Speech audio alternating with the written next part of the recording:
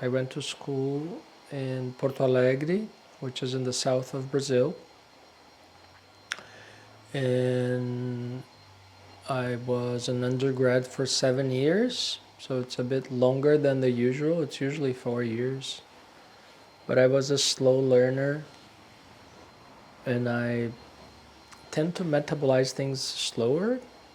And so I was always a bit late in terms of my education. Then from there, that's when I started my interest in site specificity. And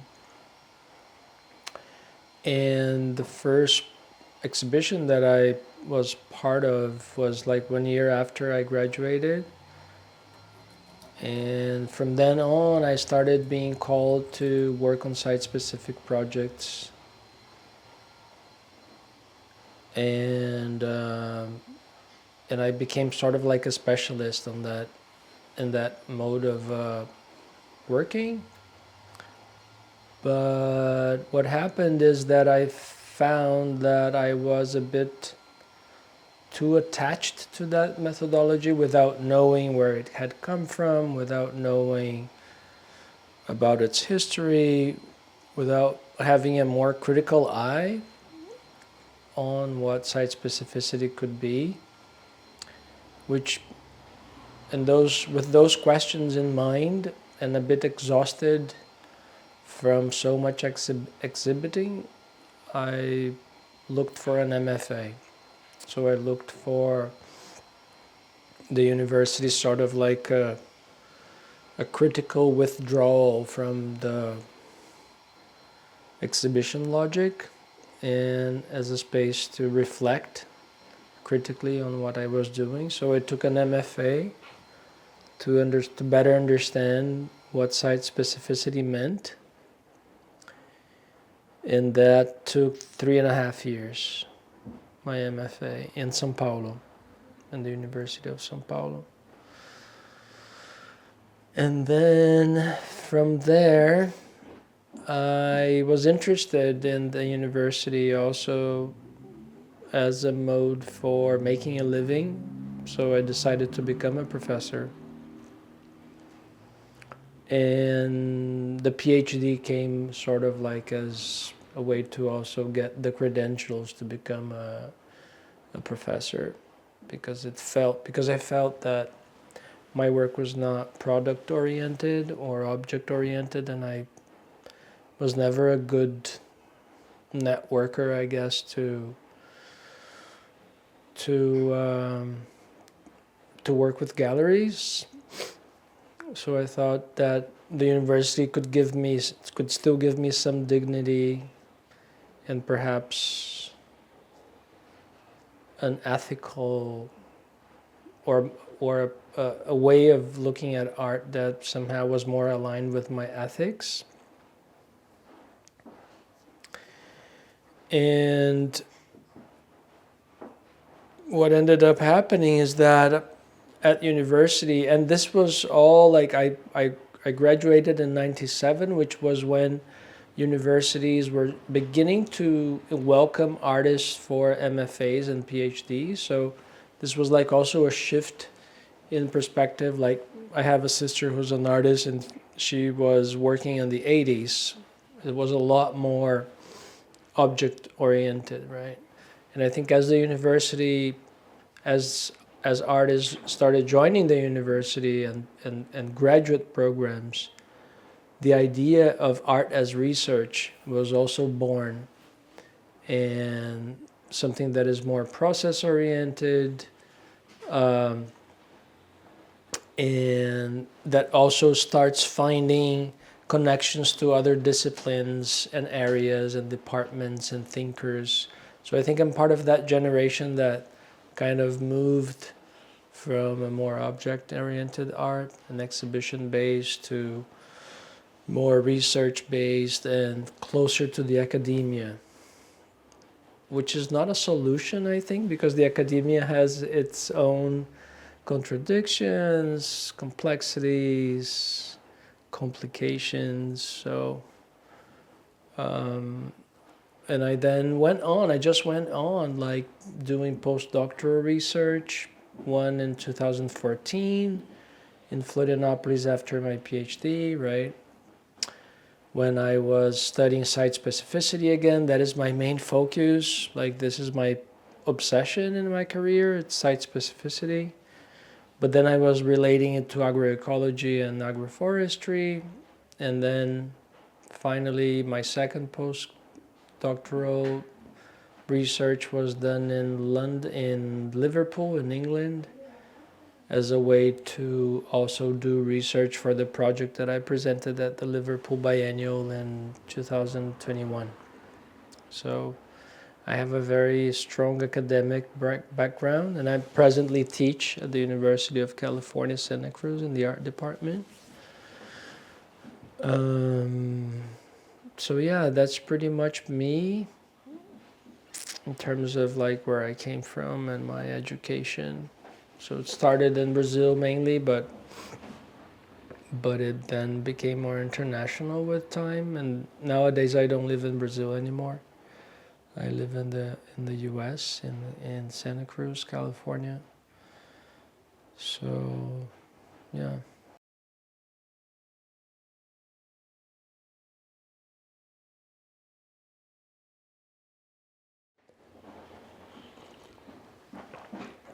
So when I was in my when I was in my MFA, studying site specificity, a lot of the texts, a lot of the bibliography on site specificity was written in the English language.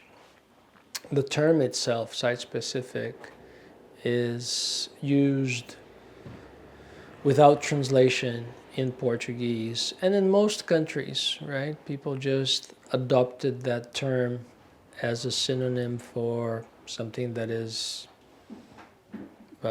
contemporary, or it gives a certain status also to speak it in English without translation. So what I did as an MFA student, I started translating those texts to better understand them, as I think translating is the most attentive way of reading a text, because you really go word by word, period by period, comma by comma. It's like a really strong way of reading a text, right? It's some people think about translation as strong reading, and also critical reading, because you're really breaking it down, you're really decomposing, you're really opening up the text. And in a way, I find that translation, it is a bit about digesting, because you get the original and you break it down, and then you bombard it with your enzymes and your digestive system, and then you create something anew out of the original, right? Like, I don't know, when you're eating an apple, for example, that you're really breaking it down to its minimal parts, and then you're creating energy out of that, right, to make something new. So I do like to see, or to make that analogy between translating and digestion and metabolism.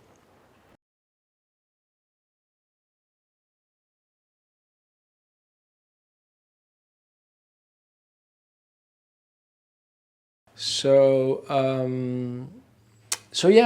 I became really interested not only in the texts that I was translating, but in the translating act itself.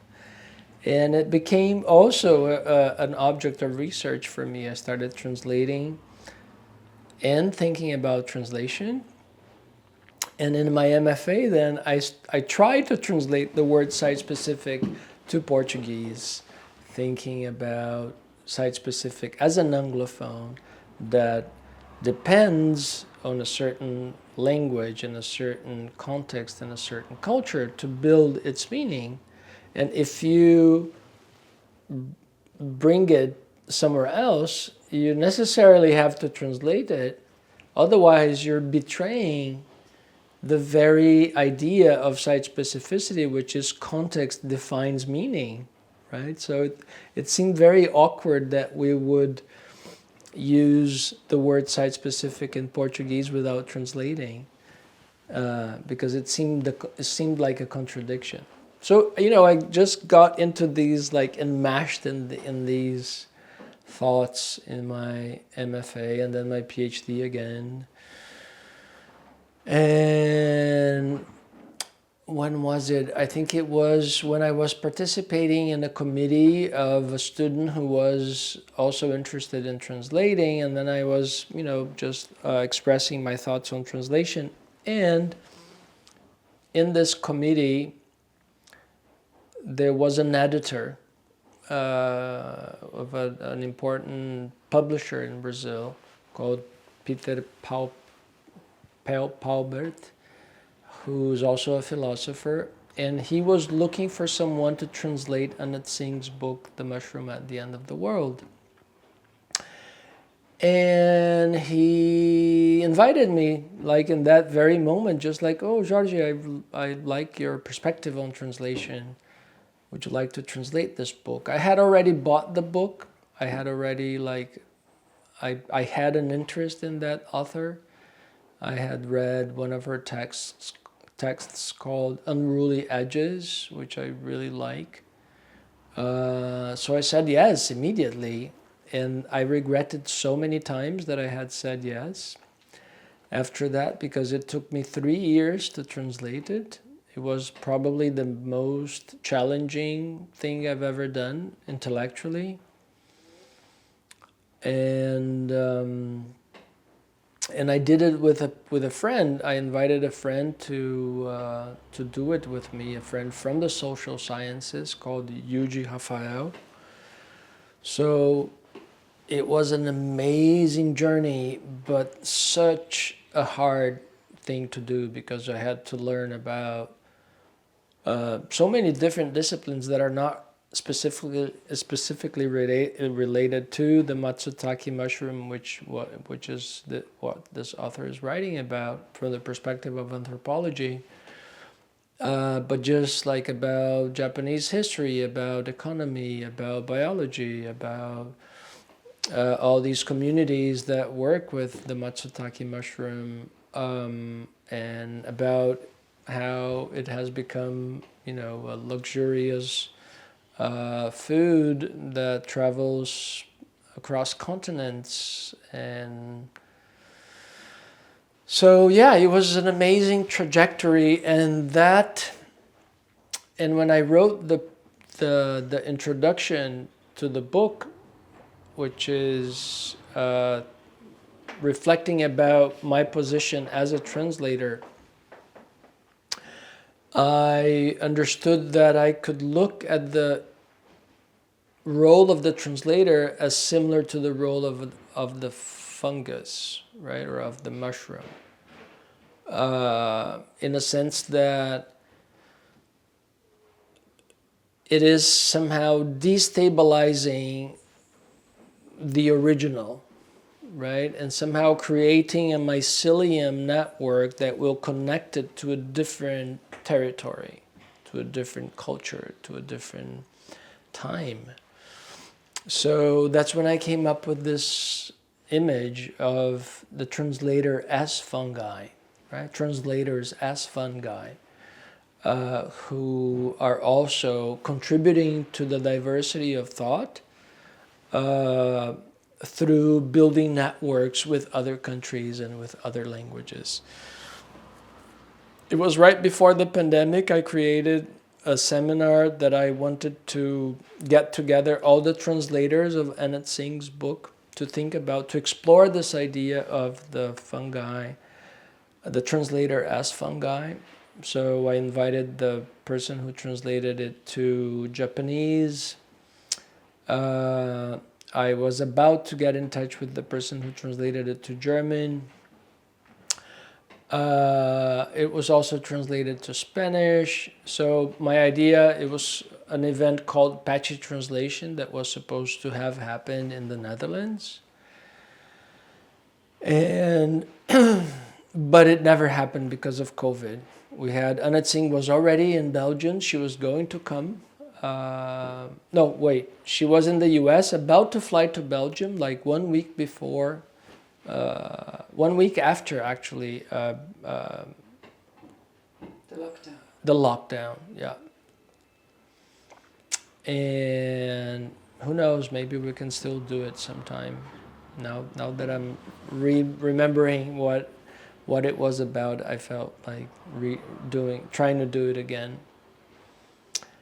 And that got me into the whole, world of fungi. And it was also, I think Annette Singh's book belongs to a moment in history when we are, as a society, looking into fungi in a different way, right? So I also started reading about other authors who are interested in decentralizing the human and looking at it through a multi-species approach, which connects me back to the idea of agroecology and agroforestry that I had studied in 2014. So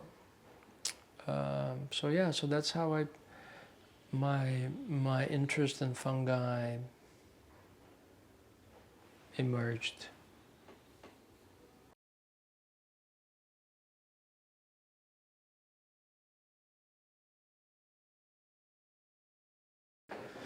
So how are artists and scientists involved or can get involved in a joint venture to somehow create language and forms of representation or forms of understanding that will live up to the complexity of these impossible images, right? So I think I've always seen that to be the artist's role in the environmental debate, but from being closer to scientists now, I think there is a creative side to language and to research that scientists are also in the same quest, in the same journey that we are, in terms of trying to describe what we're seeing, right?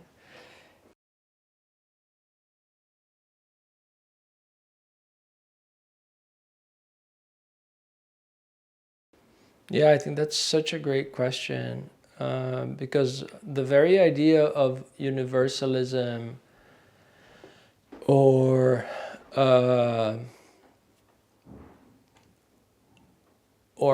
of one common language, right, that would unite us all, could be considered very modern, right? In the sense of, I think science is very much based on a modernist approach to life.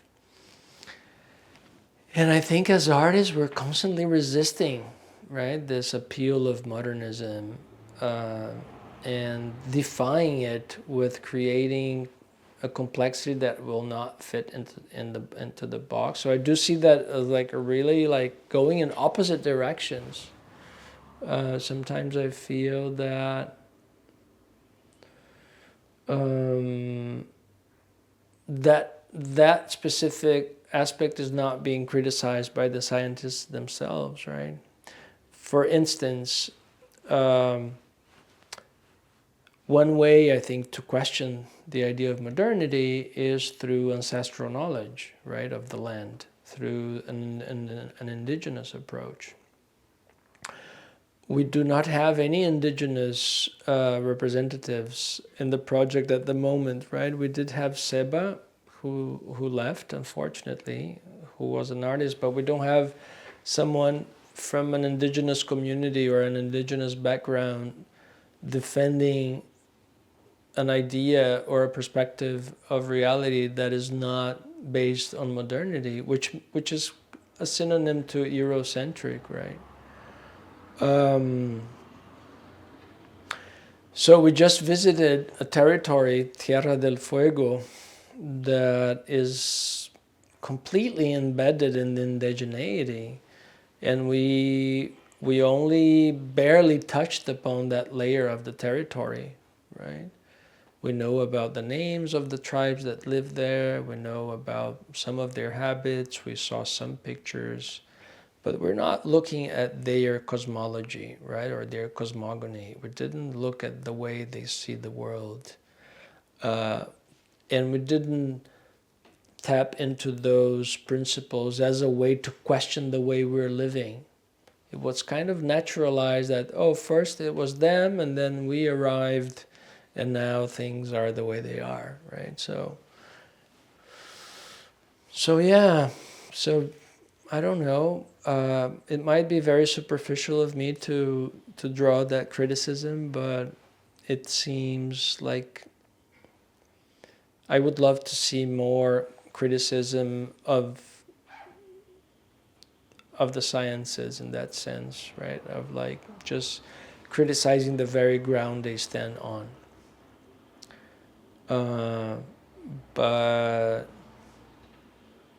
But I love how fungi somehow, I think, helps us do that, right? Because I think even for them, like even for mycologists, and that is something that they have said, right? That sometimes mycologists do face a certain prejudice in the sciences because their object of research is not very obedient and doesn't really fit into the boxes that are given to them, right? So their own topic of research somehow questions the scientific methods that they are working with, which is an amazing thing, right? That you think that this million-year-old species is, or not species, kingdom, right, is somehow deconstructing the modernist approach to science. So maybe that's a better way to frame what I just said.